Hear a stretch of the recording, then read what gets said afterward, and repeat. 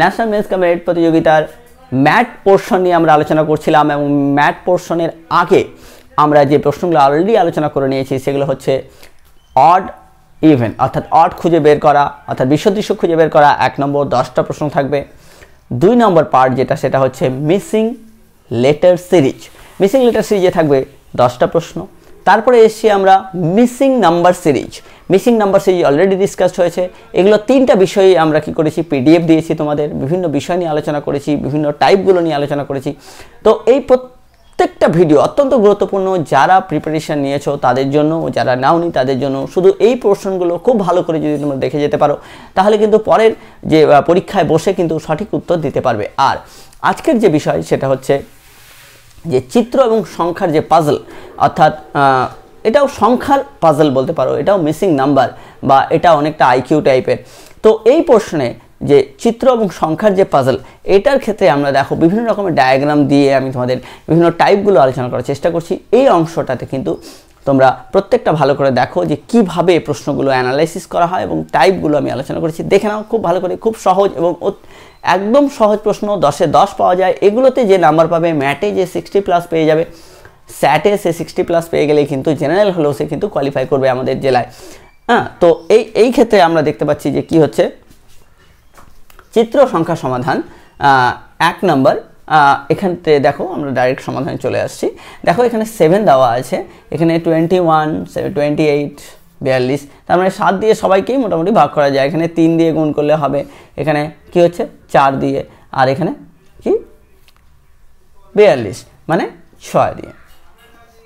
ঠিক আছে, তাহলে এক্ষেত্রে দেখো 12 দুগুণে, হ্যাঁ, তাহলে কি দাঁড়িয়ে গেল এখানে এটা 6 7 42, অর্থাৎ 4 আর 3 7, এটা অ্যাকচুয়ালি 49 হওয়া উচিত।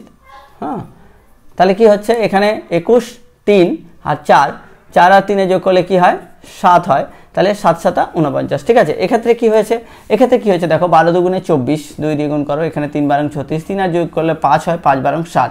ঠিক আছে, এখানে কি দাঁড়াচ্ছে, হ্যাঁ, এখানে কত হবে তাহলে দেখো এখানে যা হবে, অর্থাৎ কার সঙ্গে এটা যোগ করলে কি হয়, তাহলে কত হলে এখানে 9 দুগুণে 18 যদি দেই, আমি 9 যদি দিই তাহলে 9 দুগুণে 18, 3 নং 27, তাহলে 5 নং 45, তাহলে এখানে 2 আর এখানে 9 যদি দিই তাহলে 9 দুগুণে 18, 3 নং 27, তাহলে 3 আর যোগ করলে 5 হয়, 5 নং 45, তাহলে এটার উত্তর হবে 9, বি নাম্বার উত্তর। তাহলে এইভাবে অ্যানালাইসিস করে কিন্তু এগুলো আসবে। মনে করো না যে একদম জলের মতো সহজ, কিন্তু একটু মাথা কিন্তু ঘামাতে হয়। তো এটা যেমন হচ্ছে এক্ষেত্রে 1 নম্বর প্রশ্নটা গেল। 2 নম্বর প্রশ্নের ক্ষেত্রে যেমন দেখো 3 ক্ষেত্রে কি দাঁড়াচ্ছে দেখো, এই একই রকম 3 3 9, 3 আর 3 5 15, 5 3 কি হচ্ছে 8 হচ্ছে, তাহলে 8 3 কিন্তু এটা হচ্ছে 24, তাহলে এখানে 8 3 কত কি হচ্ছে, 8 3 হচ্ছে 24, আর এখানে কি হচ্ছে 8 5 40, তাহলে 5 আর 3 যোগ করলে হচ্ছে 8, তাহলে 8 এক্ষেত্রে হয়ে যাবে 64, তাহলে এটার উত্তর হবে 64, এটাও বি।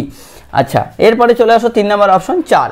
এখানে কি হচ্ছে 4 দুগুণে 8, তাহলে প্যাটার্নটা কিন্তু একই রকম, 4 দুগুণে 8, 4 6 24, তাহলে 6 আর যোগ করলে কত হয় 8, তাহলে এই 8 4 আসতে হচ্ছে 32, 5 দুগুণে 10, 5 6 30।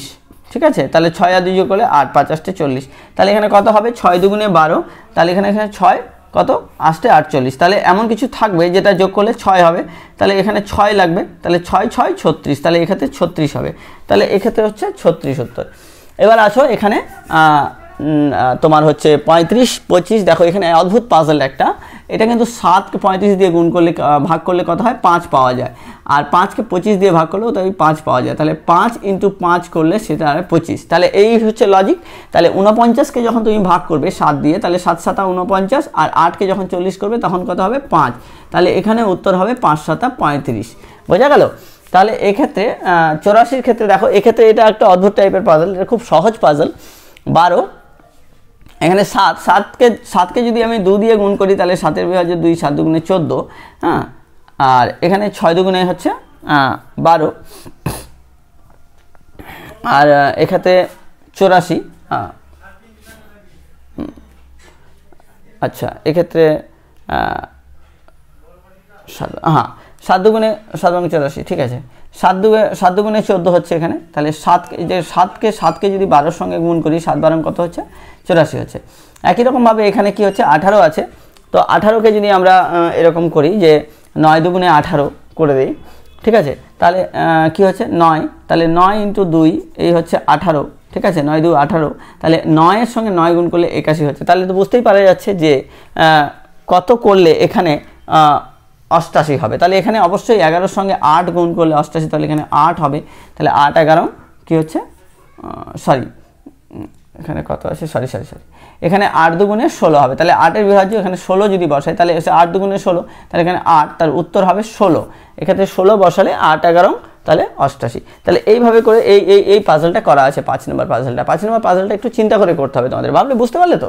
14 করলে তো 7 দুগুণে 14, তাহলে 2 দিয়ে ভাগ করলে কত হয়, 7 পাওয়া যায়, তো 7 12 84, 2 দিয়ে ভাগ করে এটাকে 9, 2 দিয়ে ভাগ করলে 9 পাওয়া গেল, 9 9 81, 2 দিয়ে ভাগ করলে 8 8 11 88। এই হচ্ছে সহজ উত্তর।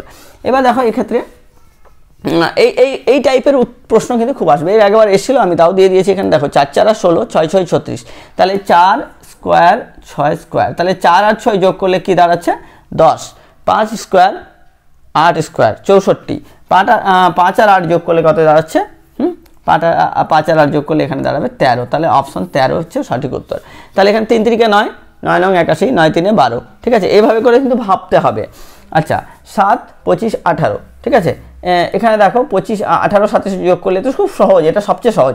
18 সাথে যোগ করলে 25 হয়, 25 15 যোগ করলে 40 হয়। তাহলে এমন কিছু যোগ করতে হবে, এখানে থাকতে হবে যার সঙ্গে 5 যোগ করলে 12 হবে। তাহলে অবশ্যই এক্ষেত্রে 7, তাহলে 7 5 12, ঠিক আছে। এই হচ্ছে তোমাদের এটার চিত্র সংখ্যা সমাধানের এটা একটা পাজল। এই পাজলগুলো যেভাবে অ্যানালাইসিস করবে এই রকম টাইপেরই পাজল কিন্তু তোমাদের পরীক্ষায় আসবে।